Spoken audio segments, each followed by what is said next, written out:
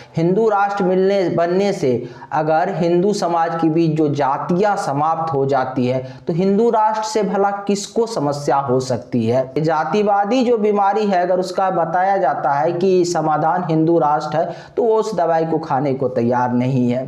इस प्रकार के कुटिल जटिल राक्षस प्रवृत्ति वाले अधिकारी अगर हिंदू राष्ट्र बनने से समाज में तैयार नहीं होंगे तो फिर हिंदू राष्ट्र से किसको समस्या है कि आप कब सो के आपको उठना है, क्या ये संविधान में अंकित है। हिंदू राष्ट्र बनने से सोचिए यहाँ पे अलग अलग पंथ के लोग सुख चैन से अपनी अपनी जो उनके पूजा पद्धति है, अपने अपने जो मजहब है उनका वो पालन कर सकते हैं। अर्थात उनके मजहब के पालन में, अपने धर्म को मानने में, जिसको आप मजहब भी कह सकते हैं, पंथ भी कह सकते हैं, उनको कोई समस्या नहीं होती है। तो हिंदू राष्ट्र से किसको समस्या है।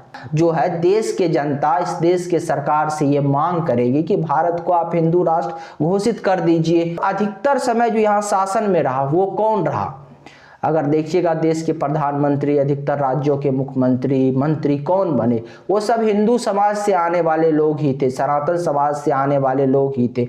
यहाँ के जो मुसलमान हैं वो उनके बारे में कहा जाता है कि मुसलमान कहते हैं कि we are the Indian Muslim, और उनके बारे में बाहर में कहा जाता है कि they are the Indian Muslim. Hindu राष्ट्र की जब भी बात होती है तो उसको एक खास विशेष वर्ग से या खास हिंदू समाज से जोड़ के देख दिया जाता है, और एक इस प्रकार के मानसिकता एक समाज एक वर्ग में सेट कर दिया जाता है कि अगर हिंदू राष्ट्र भारत बन गया तो यहाँ पे आपके लिए स्थान नहीं होगा, आपका शोषण होगा। जबकि वास्तविकता इससे कुछ दूसरा है, वास्तविकता इसके विपरीत है। इसीलिए इस देश को इस संविधान की तो आवश्यकता है ही जो 1947 में देश आजाद होने के बाद लागू हुआ, लेकिन उस संस्कृति रूपी संविधान की भी आवश्यकता है। नमस्कार, मैं हूं अमित कुमार। भारत हिंदू राष्ट्र था, भारत हिंदू राष्ट्र है, भारत हिंदू राष्ट्र रहेगा, ये कहना है उत्तर प्रदेश के मुख्यमंत्री योगी आदित्यनाथ का। योगी ने एक निजी चैनल को दिए इंटरव्यू में ये बात दोहराई। पिछले कुछ दिनों से भारत में देखिए तो अपने देश में एक चर्चाओं का बाजार गर्म है। हर जगह चौक चौराहे हर जगह यही चर्चा हो रहा है, क्या भारत को एक हिंदू राष्ट्र होना चाहिए, क्या भैया भारत को एक हिंदू राष्ट्र नहीं होना चाहिए, क्या भारत एक हिंदू राष्ट्र है या भारत हिंदू राष्ट्र नहीं है। और आम व्यक्ति के बीच में भी अब ये चर्चा शुरू होने लगा है कि हिंदू राष्ट्र को लेकर, और कुछ लोग समर्थन में है, कुछ लोग विरोध में है, लेकिन हर जगह हिंदू राष्ट्र पर इन दिनों देश में चर्चा हो रहा है। और इस चर्चा की शुरुआत कहाँ से हुई, वर्तमान जो पिछले कुछ दिनों में चर्चा की शुरुआत हुई उसके जद में, उसके केंद्र में एक व्यक्ति है, वो है पंडित धीरेंद्र शास्त्री। ये पंडित धीरेंद्र शास्त्री ही है जो एक बार नए बिगुल बजाए हैं, जो कहते हैं कि भारत को हिंदू राष्ट्र घोषित कर देना चाहिए। अब उनके पीछे भी अब उनका एक तर्क है कि भारत को क्यों हिंदू राष्ट्र घोषित कर देना चाहिए। लेकिन पंडित धीरेंद्र शास्त्री जब से इस स्वर को, आवाज को उठाए हैं, इस जोर से स्वर लगाना शुरू किए हैं, इसका बिगुल बजाए हैं, और वो डंके की चोट पे कहते हैं, वो ऑन द कैमरा कहते हैं, और हमेशा कहते हैं कि भारत को हिंदू राष्ट्र होना चाहिए, भारत हिंदू राष्ट्र है और भारत को हिंदू राष्ट्र घोषित कर देना चाहिए। इसके लिए उन्होंने एक यज्ञ भी बागेश्वर धाम, जो उनका मठ है, जो उनका पीठ है, वहाँ वो 7 दिन का एक यज्ञ भी कर रहे हैं कि भारत को हिंदू राष्ट्र घोषित करने के लिए। और वहां पे वो जो है बैनर पोस्टर भी लगाए हुए हैं कि भारत हिंदू राष्ट्र बनेगा। और एक निजी चैनल को दिए इंटरव्यू में उन्होंने तो यहां तक कह डाला कि बहुत जल्द कुछ संसद में होने वाला है। अंदाजा लगाया जा सकता है कि संसद में कुछ बड़ा होने वाला है, जैसा धीरेंद्र शास्त्री का कहना है। तो कुछ लोग तो ये भी कह रहे हैं कि धीरेंद्र शास्त्री चूंकि सब कुछ जान लेते हैं पहले ही, तो हो सकता है कि संसद द्वारा एक बार हिंदू राष्ट्र घोषित हो जाए भारत। तमाम साधु संत इस स्वर को उठा रहे हैं और बिगुल बजा रहे हैं कि भारत को हिंदू राष्ट्र घोषित कर देना चाहिए। उत्तर प्रदेश के मुख्यमंत्री, कई राजनेता भी अब इनके समर्थन में आ गए हैं कि भारत को हिंदू राष्ट्र घोषित कर देना चाहिए।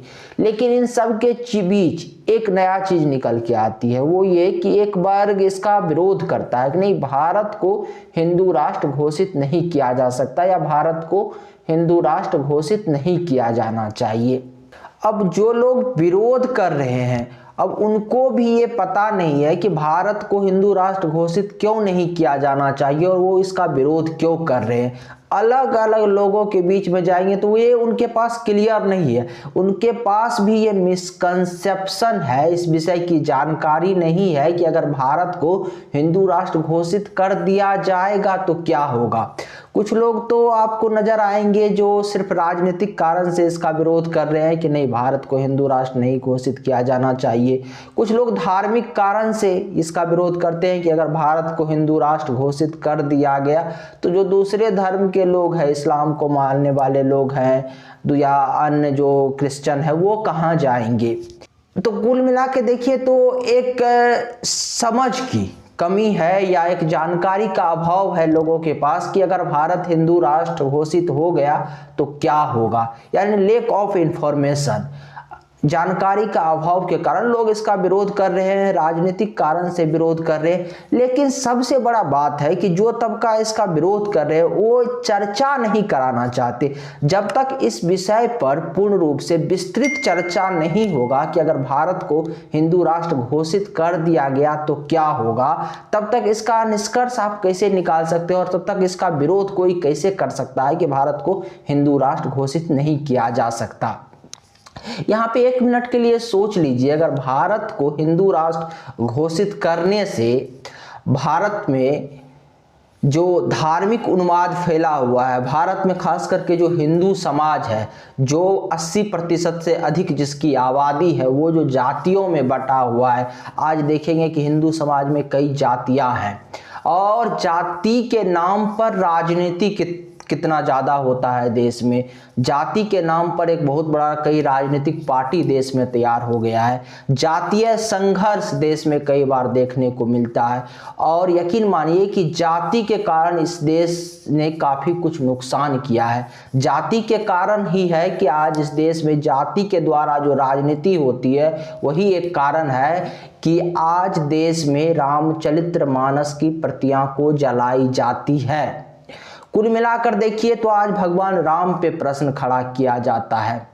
अगर इन सारे समस्याओं का समाधान हिंदू राष्ट्र बनने से मिल जाता है, हिंदू राष्ट्र बनने से अगर हिंदू समाज के बीच जो जातियां समाप्त हो जाती है तो हिंदू राष्ट्र से भला किसको समस्या हो सकती है।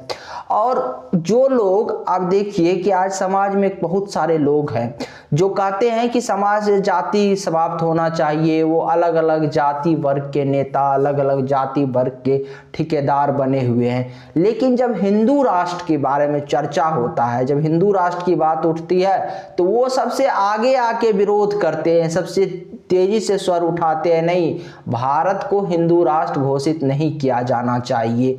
एक तरफ देखिए किस प्रकार का मापदंड है, किस प्रकार का चरित्र है। एक तरफ हमेशा नारा लगाते हैं कि जाति समाप्त होना चाहिए, जाति पाति की कोई स्थान हमारे यहाँ नहीं होना चाहिए, और एक तरफ जब इसका समाधान बताया जाता है कि अगर जाति तब समाप्त होगा जब ये देश हिंदू राष्ट्र घोषित हो जाएगा तो अपने आप जो अलग अलग जातियों में बटा हिंदू समाज है वो जो है एक छत के नीचे आ जाएगा, तब उनके नाम के आगे जाति नहीं लगेगी। या आज जो समाज में जाति प्रमाण पत्र लेके कुछ जाति के लोग घूमते फिरते हैं, ये सारा चीज बंद हो जाएगा। तो वो इसका विरोध कहते नहीं, जो हमेशा कहते थे कि जाति समाप्त होना चाहिए और उनको जब कहा जाता है कि हिंदू राष्ट्र बनने से जाति समाप्त हो जाएगा तो फिर भी वो विरोध करते। अब विरोध का कारण है क्योंकि जाति समाप्त करना तो उनका लक्ष्य है ही नहीं, उनका लक्ष्य केवल इतना है कि वो जाति का ठेकेदार बने रहे और मलाई खाता रहे।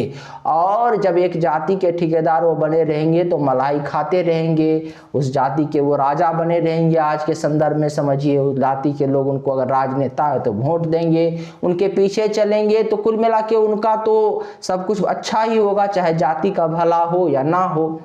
ये कुछ इस प्रकार से समझिए कि जब कहा जाता है कि डॉक्टर के पास आप जाते हैं और आपकी बीमारी की पहचान कर ली जाती है, डॉक्टर आपको बता देता है कि आपके पास क्या बीमारी है और बता देता है कि इस बीमारी का ये दवाई आपको खाना पड़ेगा। तो आप बीमारी जान गए हैं और दवाई भी जान गए हैं, लेकिन आप कहेंगे नहीं, हमको बीमारी को तो ठीक करना है लेकिन हम दवाई नहीं खाएंगे। और यहाँ पे यही समस्या है कि जातिवादी जो बीमारी है, अगर उसका बताया जाता है कि समाधान हिंदू राष्ट्र है, तो वो उस दवाई को खाने को तैयार नहीं है। अब हिंदू राष्ट्र है क्या? अब हिंदू राष्ट्र जब बनेगा तो अगर एक व्यक्ति संस्कारी बनेगा, अगर एक अधिकारी के पास पद पे जाने के बाद इस प्रकार का संस्कार रहेगा कि उत्तर प्रदेश में अभी जिस प्रकार का कांड हुआ कि एक परिवार के 2 महिला को अधिकारी द्वारा जला दिया गया, उनके झुग्गी झोपड़ी उनके घर में बंद करके।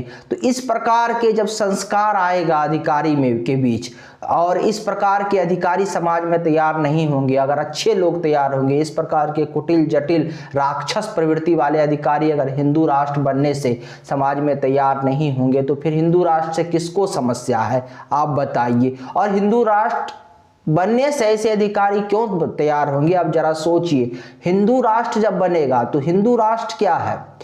आज हमारे देश को चलाने के लिए एक व्यवस्था बनी हुई है, एक संविधान बना हुआ है। उस संविधान में हर प्रकार के कानून है, हर प्रकार के गलती करने के बाद अगर कोई क्रिमिनल है तो उसके लिए अलग कानून का प्रावधान है, हर चीज का अपना एक प्रावधान है। लेकिन फिर भी आप कुछ ऐसी चीजें हैं जो संविधान में वर्णित नहीं है, जैसे छोटे छोटे आपके जीवन के जो घटनाएं हैं, जैसे आपके संस्कार से जुड़े चीजें जो संविधान में वर्णित नहीं है। एक छोटा सा उदाहरण के तौर पे मानिए, अगर देखते हैं तो जो आप प्रत्येक दिन अपने जीवन में करते हैं कि आप कब सो के आपको उठना है, क्या ये संविधान में अंकित है? आपको अपने बड़ों से किस प्रकार से पेश आना है, क्या ये संविधान में अंकित है? यानी कई ऐसी चीजें हैं जो संविधान में अंकित नहीं है, संविधान में वर्णित नहीं है, और ये हो भी नहीं सकता। और इन सारे चीज जो हमारे आम जीवन के संस्कार है वो कहाँ से आते हैं? वो आते हैं संस्कृति से। और हमारा जो ये भारतीय संस्कृति है ये कहाँ से आता है? ये आता है, संस्कृति का निर्माण होता है अध्यात्म से।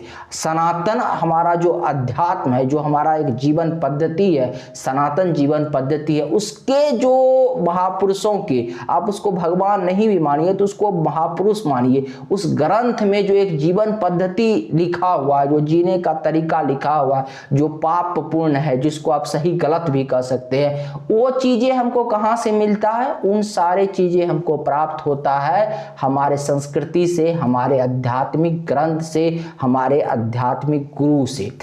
और हमारे आध्यात्मिक ग्रंथ के बारे में जब लोगों को जानकारी होगी, मान के चलिए आज रामायण के बारे में अगर लोगों को जानकारी होगी, रामायण, हिंदू राष्ट्र जब बनेगा तो लोग रामायण पढ़ेंगे, और लोगों तक अगर रामायण पहुंचा, रामायण क्या है? राम के चरित्र है, राम के जीवन है। अगर राम का जीवन लोगों तक पहुंचा और लोग भगवान राम के तरह मर्यादित जीवन का पालन करने लगे, जहां पे एक राजा शासक को कैसा होना चाहिए उसका भी जिक्र है, एक पिता को कैसा होना चाहिए इसका जिक्र है, पुत्र और पति, यानी हर किरदार भगवान राम से जुड़ा हुआ है। अगर उसको लोग अपनाते हैं और उस प्रकार के जीवन जीते हैं, एक मर्यादित जीवन जीते हैं, एक संस्कार से पूर्ण जीवन जीते हैं, और तो क्या होगा कि आज जो हमारा व्यवस्था है, जिस व्यवस्था में हम जी रहे हैं, संविधान में तो जो क्राइम करने के बाद, एक अपराध करने के बाद कड़ी से कड़ी सजा का प्रावधान है,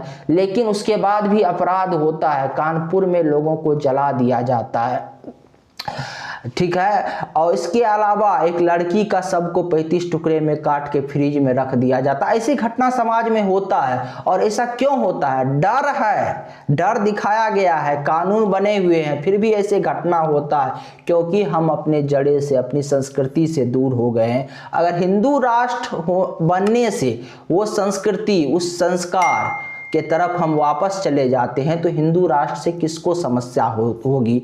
इससे क्या हिंदू और क्या मुस्लिम अलग अलग, अगर हिंदू राष्ट्र बनने से, सोचिए यहाँ पे अलग अलग पंथ के लोग सुख चैन से अपनी अपनी जो उनके पूजा पद्धति है, अपने अपने जो मजहब है उनका वो पालन कर सकते हैं। अर्थात उनके मजहब के पालन में, अपने धर्म को मानने में, जिसको आप मजहब भी कह सकते हैं, पंथ भी कह सकते हैं, उनको कोई समस्या नहीं होती है। तो हिंदू राष्ट्र से किसको समस्या है?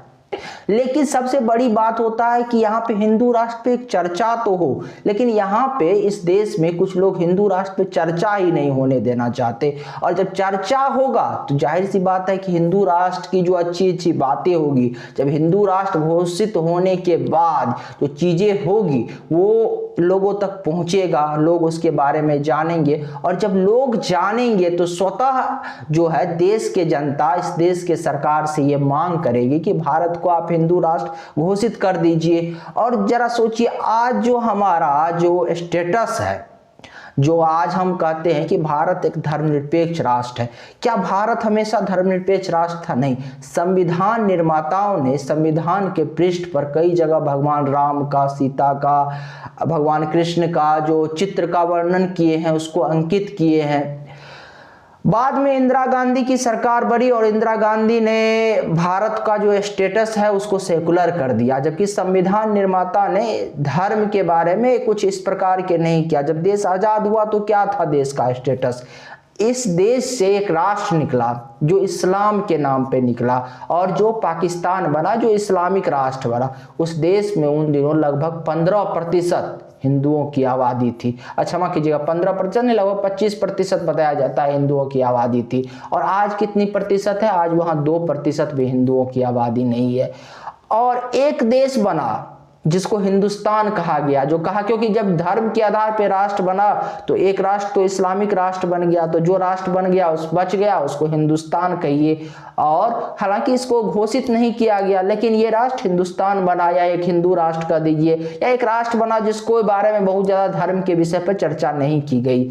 इस राष्ट्र में जब आजाद हुआ ये देश, तब इस देश में जो दूसरे धर्म को मानने वाले लोग थे, अगर हिंदू को छोड़ दीजिए, सनातन धर्म को, तो सभी धर्म के लोगों की संख्या बढ़ी, किसी की संख्या घटी नहीं। लेकिन इसी राष्ट्र से एक दूसरे राष्ट्र निकला जो इस्लाम के नाम पर बना, जो इस्लामिक राष्ट्र बना, और वहाँ पे दूसरे धर्म के मानने वाले जो हिंदू थे उनकी संख्या घटी। तो समझ सकते हैं कि भारत का जो एक डेमोग्राफी है, भारत का जो एक भारतीय लोगों का विचार है, भारत का जो एक जीवन पद्धति है, तो आप समझ सकते हैं कि यहाँ इस जीवन पद्धति में यहाँ पे सारे धर्म समाहित हो जाते, यहाँ पे किसी के साथ भेदभाव नहीं होता। क्योंकि यहाँ भी एक जब राष्ट्र बना आजादी के बाद तो यहाँ हिंदू बहुसंख्यक था, और हिंदू बहुसंख्यक होने के बाद भी इस देश में जो दूसरे धर्म के मानने वाले लोग थे, चाहे वो क्रिश्चियन हो, चाहे वो इस्लाम को मानने वाले लोग हो, उनके साथ कभी भेदभाव नहीं हुआ और उनको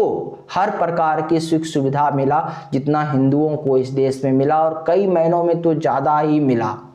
उनके लिए अलग से अल्पसंख्यक आयोग बनाया गया, अल्पसंख्यक मंत्रालय बनाया गया, उनके लिए उनके धार्मिक प्रचार प्रसार के लिए, उनके धर्म की शिक्षा दी जा सके, इसके लिए मदरसा बनाया गया, यानी उनको अपने धार्मिक शिक्षा देने की भी स्वतंत्रता दी गई, और उस मदरसा को इस सरकार के द्वारा अनुदान भी दिया गया। जबकि जो भारतीय जीवन पद्धति से, भारतीय प्राचीनतम जीवन पद्धति का, अध्यात्म का, शिक्षा का केंद्र था गुरुकुल, मठ, मंदिर, वहां पे सरकार के द्वारा किसी भी प्रकार का अनुदान नहीं दिया जाता। तो हर चीज में यहाँ पे ये देखा गया। और अधिकतर समय जो यहाँ शासन में रहा वो कौन रहा? अगर देखिएगा देश के प्रधानमंत्री, अधिकतर राज्यों के मुख्यमंत्री, मंत्री कौन बने? वो सब हिंदू समाज से आने वाले लोग ही थे, सनातन समाज से आने वाले लोग ही थे। तो वो लोग, उन लोगों ने दूसरे धर्म के लोगों के साथ कोई भेदभाव नहीं किया, उनको समान अवसर दिया और कई मौके पर ज़्यादा अवसर भी मिले यहाँ के बहुसंख्यक हिंदू आबादी से।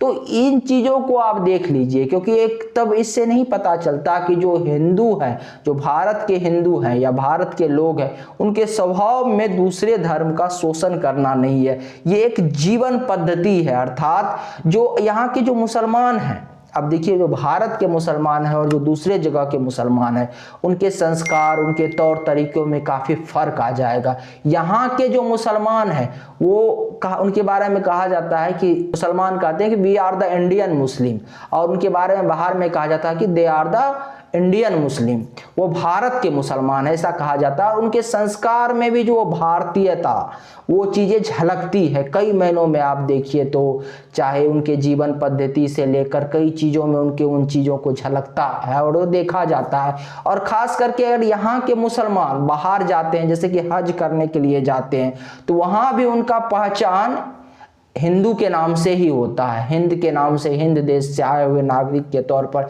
हिंदू के तौर पर ही होता है उनका। वहाँ जो पहचान, वहाँ जो लिखाया जाता है, उनका जो उनका पहचान बनता है, वो अभी हिंदू के तौर पर ही बनता है। तो कुल मिलाकर देखिए तो ये भारत के जो जीवन पद्धति है या जो अध्यात्म है, यहाँ पे सही क्या बोलते हैं, सभी धर्मों के लिए स्थान है। यहाँ किसी के साथ किसी भी प्रकार का भेदभाव नहीं है और सभी को अपने अपने धर्म में प्रैक्टिस करने का पूर्ण रूप से स्वतंत्रता है। अगर हिंदू राष्ट्र भारत बनता है तो सोचिए, अगर सभी अपने धर्म की पूर्ण स्वतंत्रता के साथ अपने अपने मजहब का प्रैक्टिस कर सकते हैं। देश में जो वर्तमान समय में राजनीतिक परिस्थिति उत्पन्न होती है, जाति के नाम पर लड़ाया जाता है, अलग अलग चीज़ों के नाम पर समाज बटा हुआ है, वो बंद हो जाता है। समाज में जो अशिक्षित लोग, अधार्मिक लोग, असंस्कारी लोग तैयार हो जाते हैं, जो एक परिवार को जला देते हैं एक अधिकारी बनने के बाद भी, जिसके पास हम कहते हैं शिक्षा है, पढ़ लिख के अधिकारी बना, उसके बाद भी एक परिवार को एक अधिकारी द्वारा उसके घर में जला दिया जाता है, ये बंद हो जाता है। अगर इस समाज में एक लड़की को 35 टुकड़ों में काट के फ्रिज में रख दिया जाता है और ये संस्कार के कारण होता है और ये चीज़ें रुक जाती है, और ऐसे ना जाने कितने समस्याओं का अनंत समस्या है जिसका समाधान हो जाता है हिंदू राष्ट्र बनने से। हिंदू राष्ट्र बनने से ना जाने अब यहाँ पे गिनाने लोग तो कितने समस्या है जिसका समाधान हो जाता है, तो फिर हिंदू राष्ट्र से किसी को क्या समस्या हो सकती है। लेकिन सबसे बड़ी ताज्जुब की बात है कि अपने देश में आज भी हिंदू राष्ट्र पे कोई चर्चा ही नहीं करना चाहते। हिंदू राष्ट्र की जब भी बात होती है तो उसको एक खास विशेष वर्ग से या खास हिंदू समाज से जोड़ के देख दिया जाता है और इस प्रकार के मानसिकता एक समाज, एक वर्ग में सेट कर दिया जाता है कि अगर हिंदू राष्ट्र भारत बन गया तो यहाँ पे आपके लिए स्थान नहीं होगा, आपका शोषण होगा। जबकि वास्तविकता इससे कुछ दूसरा है, वास्तविकता इसके विपरीत है। लेकिन वास्तविकता तक पहुँचने के लिए सही क्या है, इसको जानने के लिए आवश्यकता है कि इन चीज़ों पे चर्चा हो। जब चर्चा होगा विस्तृत रूप से तो दूध का दूध और पानी का पानी होगा, और जब दूध का दूध और पानी का पानी होगा तो खुद इस देश के जनता कहेगा कि नहीं, मुझे हिंदू राष्ट्र चाहिए और ऐसी व्यवस्था मुझे चाहिए। अगर एक शब्द चेंज कर देने से एक संविधान, सोचिए जब देश बना था, सोचिए आज से 70 वर्ष पूर्व जब देश आज़ाद हुआ तब एक संविधान बनाया गया, ठीक है। जब आदिकाल से भारत की जो आयु, आप इस देश की आयु देखिए तो लाखों करोड़ों वर्ष है और लाखों करोड़ों वर्ष से ये सृष्टि चल रही है। वहां से भी एक संविधान है, लेकिन वहां से भी तो एक संस्कार रूपी संविधान है, जो वहां से जो संस्कृति रूपी संविधान है वो अभी तक चल रहा है।